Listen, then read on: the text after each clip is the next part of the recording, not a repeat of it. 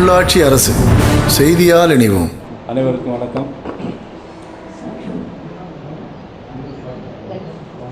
கோயம்புத்தூர் பத்திரிகையாளர்களுக்கு காலந்தாழ்ந்த தீபாவளி வாழ்த்துக்களை தெரிவித்துக் கொள்கிறேன். அனைவருக்கும் தீபாவளி வாழ்த்துக்கள். மீண்டும் இந்திய நாட்டினுடைய துணை ஜனாதிபதியாக நமது கொங்கு மண்டலத்தைச் சேர்ந்த ஒரு தமிழர் துணை ஜனாதிபதியாக முதல் முறையாக அவர்கள் இந்த பகுதிக்கு பதவியேற்று முதல் முறையாக இந்த பகுதிக்கு வர இருக்கிறார்கள். அதற்கான ஏற்பாட்டை கோயம்புத்தூர் சிட்டிசன் ஃபாரம் அந்த குழுவினர் அதுக்கான ஏற்பாட்டை செய்திருக்கிறார்கள். என்றாலும் நாங்களும் அதில் கலந்து கொள்ள வேண்டும் என்பதற்காகவும் அந்த ஏற்பாடுகள் எவ்வாறெல்லாம் இருந்தது என்பதை பார்த்து கொள்வதற்காக இன்றைக்கு கோயம்புத்தூருக்கு வந்திருக்கிறோம்.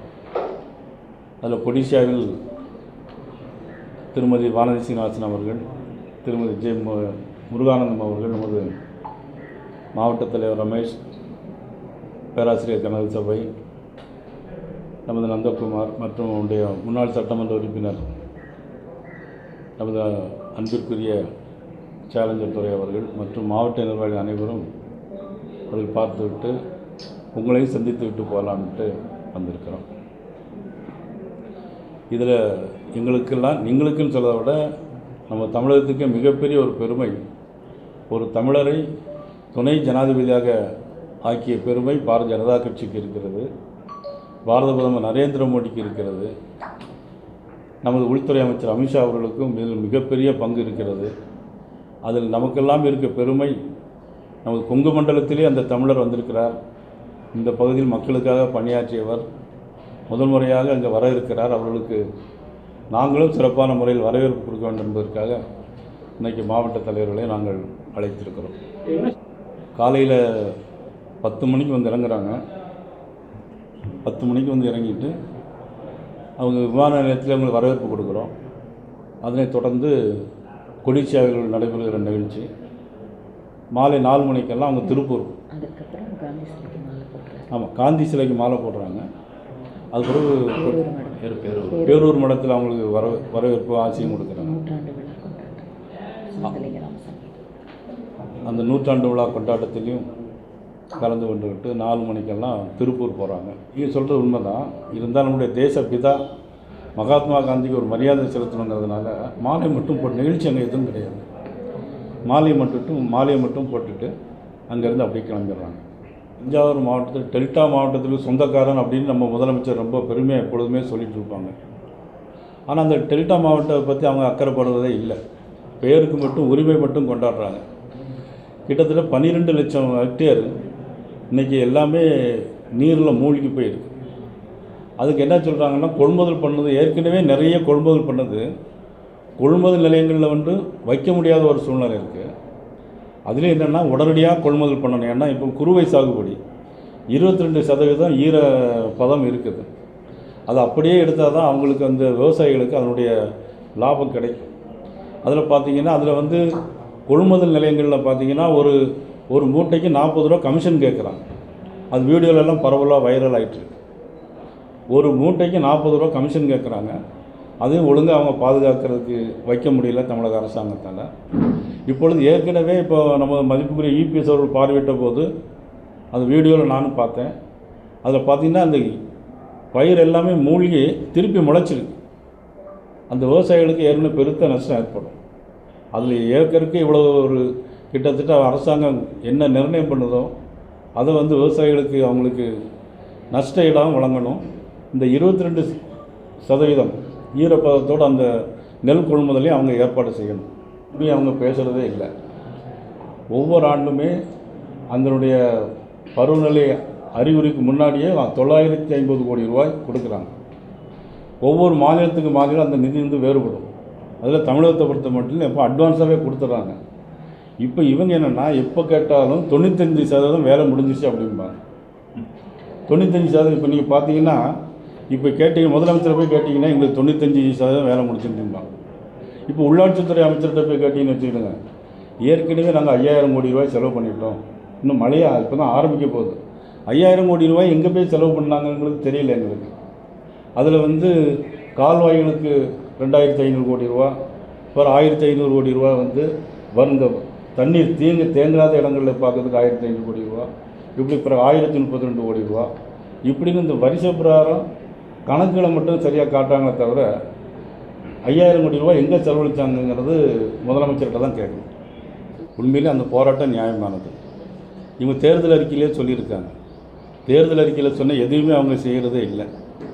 நீங்கள் ஓல்டு பென்ஷன் கொடுக்க ஸ்கீம் தரேன்னு சொன்னாங்க.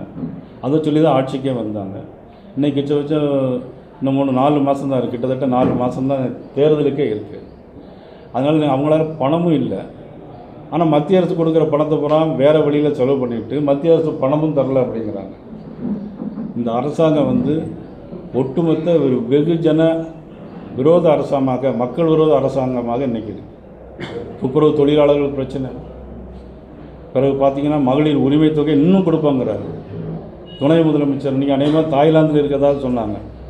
பெங்களூர் போயிட்டு பெங்களூருக்கு தனி சார்ட்டர் ஃப்ளைட் எடுத்து தாய்லாந்து போயிருக்கிறதாக ஒரு செய்தியில் சொல்லிகிட்டு இருக்கிறாங்க.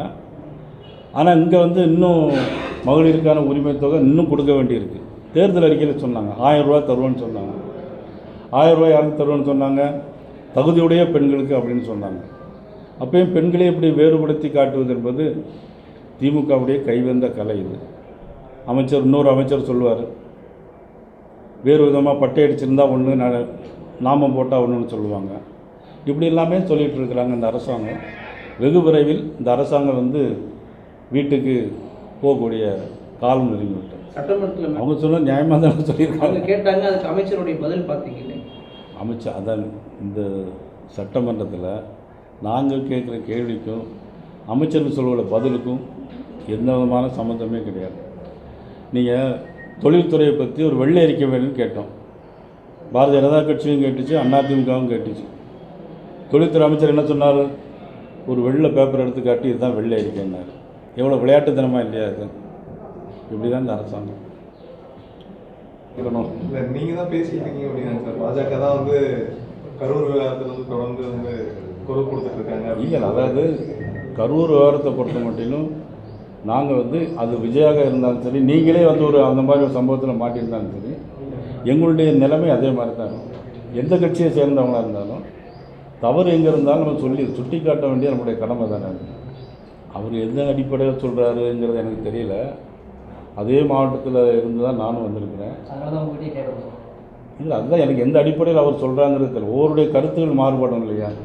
ஒவ்வொருடைய வியூ, உங்களுடைய எண்ணங்களும் உங்களுடைய செயல்பாடுகளும் நீங்கள் பார்க்கக்கூடிய பார்வையிலும் வித்தியாசமாக இருக்கும்.